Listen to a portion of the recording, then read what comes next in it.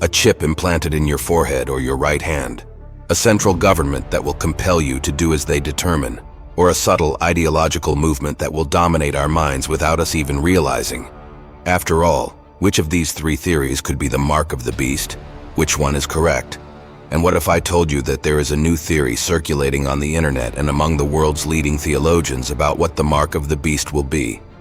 This theory dismisses these three options, and when you learn about it, you might think, my God, this makes complete sense. I'm sure you will be alarmed and concerned because it truly makes perfect sense.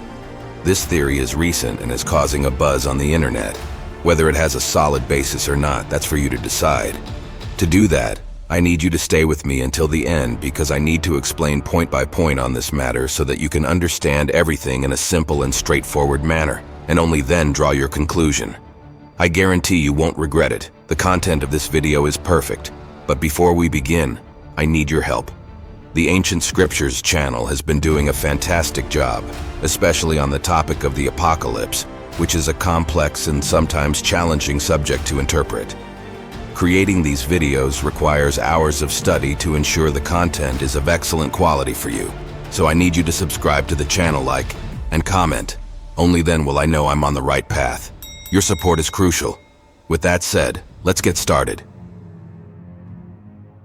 The concept of the mark of the beast is found in the book of Revelation, specifically in chapter 13, verses 16 to 18. This passage is highly symbolic and has been the subject of many interpretations throughout the centuries. The book of Revelation is a work attributed to the Apostle John.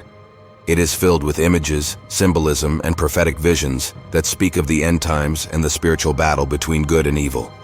The most relevant passage about this mark in Revelation reads as follows: He also forced everyone, small and great, rich and poor, free and slave, to receive a mark on his right hand or on his forehead, so that no one could buy or sell unless he had the mark, which is the name of the beast or the number of his name. This calls for wisdom. Let the one who has understanding calculate the number of the beast, for it is the number of a man, and his number is 666. Interpretations of the mark of the beast vary, and different theological currents and scholars have presented distinct views. Let's now explore three interpretations of this sign that are the most accepted and widely discussed. First interpretation, the literal interpretation. Some believe that the mark of the beast will be a physical mark, perhaps a device implanted in people's hand or forehead. This mark would serve to identify the followers of the Antichrist and control commerce. Many speak of a chip or microchip that will be implanted in a person's forehead or right hand. This theory is the most widely propagated in the current century, as technology requires this type of device for everything to function, whether it's a microwave or a computer. They all use chips to operate. It is believed then that in the not-so-distant future, all human beings will have their own chip, and to receive it, you will need to submit to the beast. Second interpretation, the symbolic interpretation. Others view the mark as a symbol of commitment to the wicked and corrupted system of the world. The right hand represents actions, and the forehead represents thoughts. Thus, the mark symbolizes the acceptance of the Antichrist's authority over people's lives. This theory has strong foundations and has many theologians who adhere to it because, in the present world, ideologies have permeated society as a whole. People are increasingly passionate about ideas and blindly defend them, even if they appear ridiculous or bizarre. They cannot see and fight for various causes without even knowing their true foundations. If you stop and notice, the world is full of these nefarious ideologies and ideological movement flags. This interpretation also has many sound foundations, and possibly the domination of the beast could come in this way. Third and final interpretation, economic, social, and political. Some theologians interpret the mark of the beast as a representation of the oppressive political and economic structures of the world. Control over buying and selling could be interpreted as a system that subjugates people through the basic need for survival, where people could only move freely, buy, sell, or interact with others if they adhere to this political structure. In this interpretation, the mark of the beast would be something imposed on people, something mandatory, unlike the second interpretation. which also has a political aspect and would be organic and natural. This third interpretation would be something forced and rejected by the general population. This is the interpretation that currently has the least strength. However, as I mentioned to you at the beginning of this video, these theories can already be considered outdated, and here arises a new theory, one that fits perfectly with our current world. It's this theory that I want to explain to you now. Can you tell me what this theory is? Do you already know?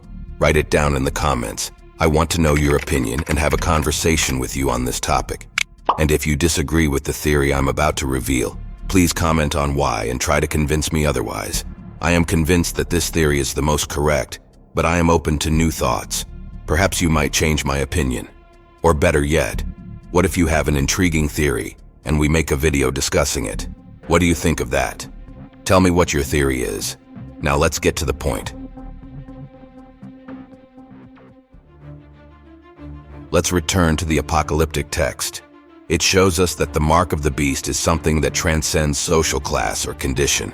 Rich or poor, free or slave, anyone who wants to buy or sell something will need to have this mark. Another thing that the text shows us is the location where we will see this mark, on the hand and on the forehead.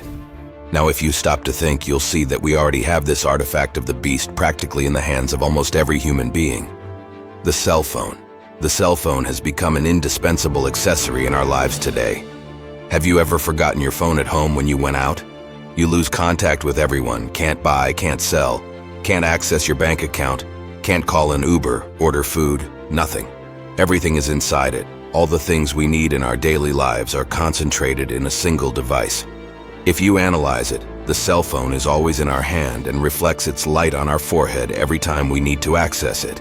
But is it really the mark of the beast, or is this just sensationalism? Let's look at the current case, the case of China, which launched the social credit system. Think about the following scenario. You saw a government action that you disagree with and decided to comment on it on your Twitter profile. A day later, you lose 100 social points, reaching a credit level that no longer allows you to keep your job.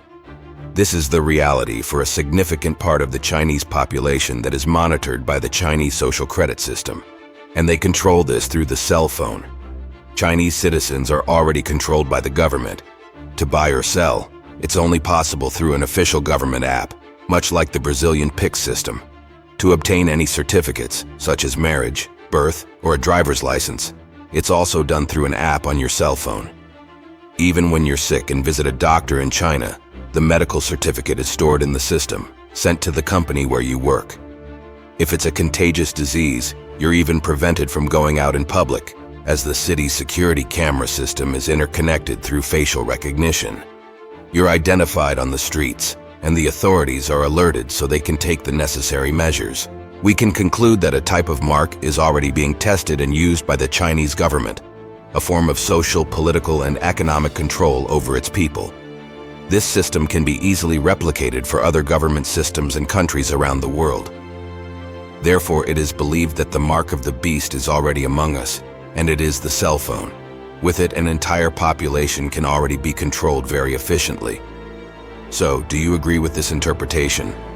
Is the cell phone the mark of the beast described by the Apostle John in the book of Revelation? In summary, the mark of the beast in Revelation is a complex symbol that has been interpreted in various ways throughout history. It evokes deep reflections on spirituality, freedom, and the battle between good and evil. Regardless of individual interpretations, Revelation reminds believers of the importance of remaining faithful to God and resisting evil influences. We need to be strong and resist any and all advances of evil. We also need to be vigilant about the signs of the end times and be in communion with God for the arrival of the days of great tribulation. I'll leave it at that, and I'll provide you with 2 videos here to watch about more content from the book of Revelation. I'm sure you'll enjoy them. Thank you very much, and until next time.